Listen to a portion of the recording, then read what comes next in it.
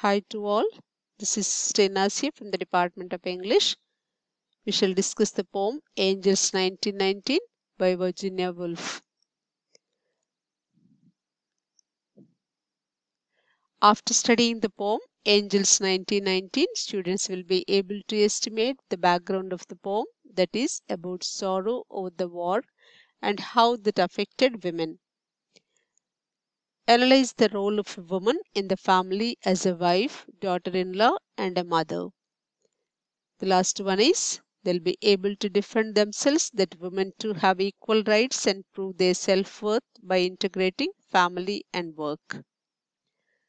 Here the two contrasting varieties of angel provide a dynamic image of the writer's sense of liberation and subtle premonitions of her fate. Virginia Woolf's poem Angels 1919 comes from Patricia McCarthy's new collection Horses Between Our Legs, a collection which includes the poem that won first prize in the National Poetry Society competition, Clothes That Escaped the Great War. With a wonderful mixture of wit and high seriousness, Woolf explains how, in discovering herself as a writer, she found she had to do battle with a certain kind of phantom, which she named after the heroine of a famous poem.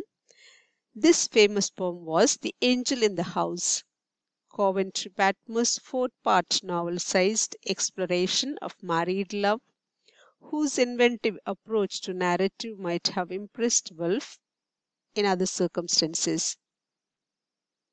Set 5 years after the Battle of Mons, Virginia Woolf's Angels 1919 brings together in combat two distinct angel myths, the angel in the house and the angel of Mons, to localize and dramatize a victory myth for Woolf herself.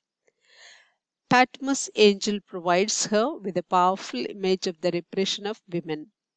This icon of domestic virtue is a truly malignant figure, even though Woolf seems to demonstrate that she has little left to fear from such a ghost when playfully, triumphantly she imagines her dispatched by the symbolic throwing of an inkpot.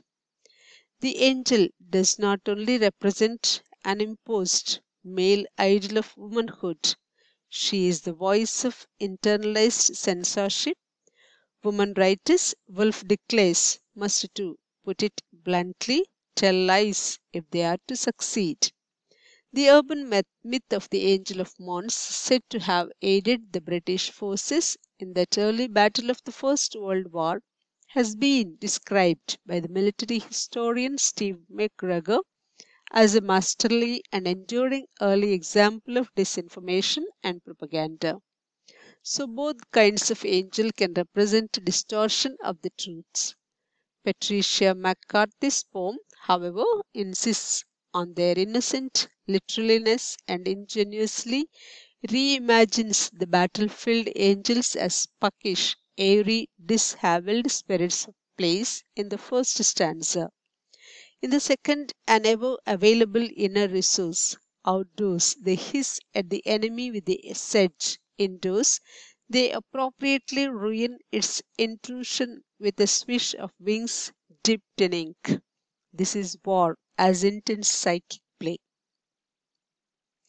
Interestingly, the second stanza suggests that the settlement and therefore the war too occurred in the steep slopes of her temperament.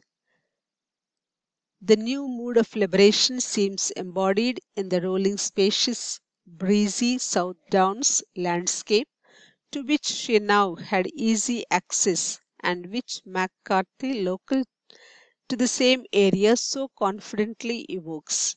1919 was the year in which Woolf bought a holiday house in the Sussex village of Rodmell, and Virginia published her second novel, Night and Day. How oppressive the war had been for Londoners emerges in the descriptions of air raids in her 1937 novel, The Years. The poem has flexible rhythms and rhyme patterns that are a melodic mix of full and half rhyme characterize the two sonnet like stanzas. The first presents a light-hearted portrait of Wolf surrounded by angels that held up her skirts, rode the rhythms of her walking feet. They themselves have been healed, their wings no longer torn, and other redemptive powers are suggested by their watching for ancient armies in retreat. The second stanza moves us on with intimations, perhaps, of Wolf's descent into mental illness, as the angels become like guardian angels, her guides through plankton fossils flint. The last line seems comfortless. The writer's suicide is inevitably conjured by the image of the sucking tides and perhaps, too, intimations of the Second World War in the white cliffs of the precipices. Horatius' final words to Hamlet come to our mind. He says, "Good night, sweet prince, and flights of angels sing thee to thy rest." But such a thought may apply too much hindsight. The poem conveys many more of the heights of creativity than the lows, and suggests the delight of a woman artist in a still new century, defeating Victorian values and claiming her own original literary vision. The angel in the house is a phantom of sorts. Virginia Woolf wrote about this so called phantom. She was extremely outspoken and wasn't afraid to say what was on her mind. She explained the phantom as the thing that represses her and attempts to force out imagination and creativity. The angel in the house was the type of woman that most women were expected to be in the 19th century. She was supposed to be selfless and sacrificial, whose sole purpose was to flatter, soothe, and comfort the males of the world's population. That was extremely hard for a woman of this time that wanted to have a career, especially a career as a writer. Writers are known for being withdrawn and often most comfortable being by themselves.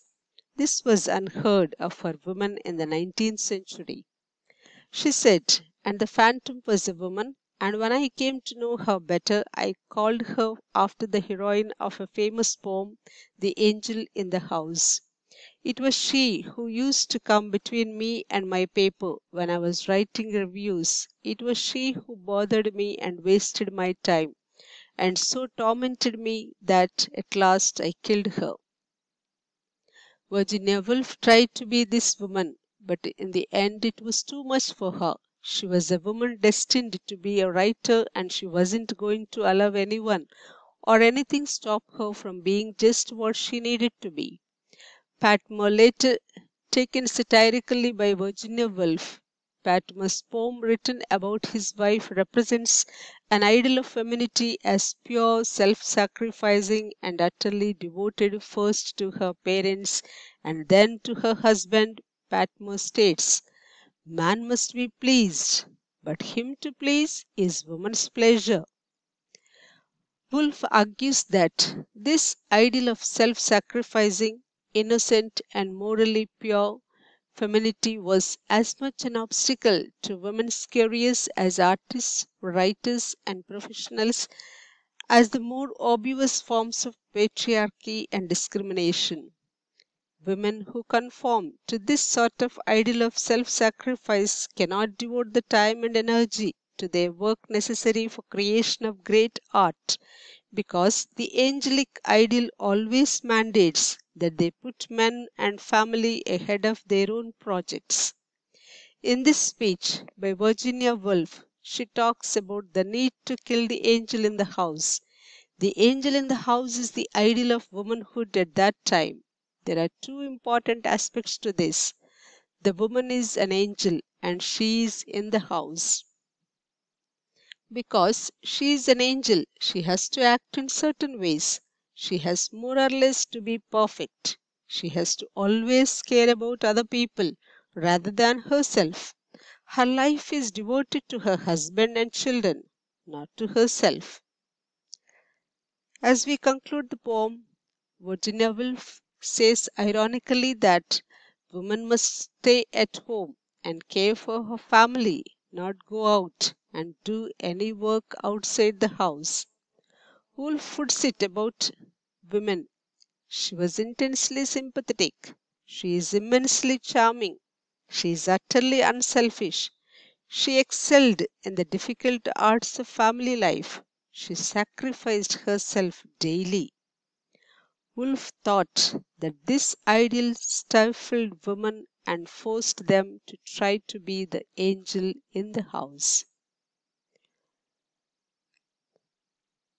Let us ask a question. What do you learn about the background of the poem? That is, about sorrow over the war and how that affected women?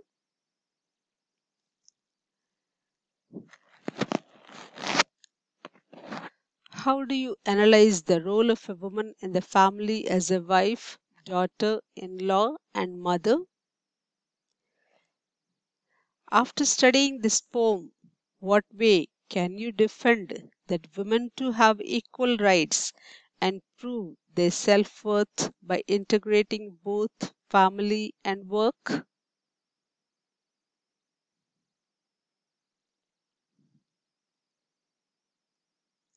Thank you.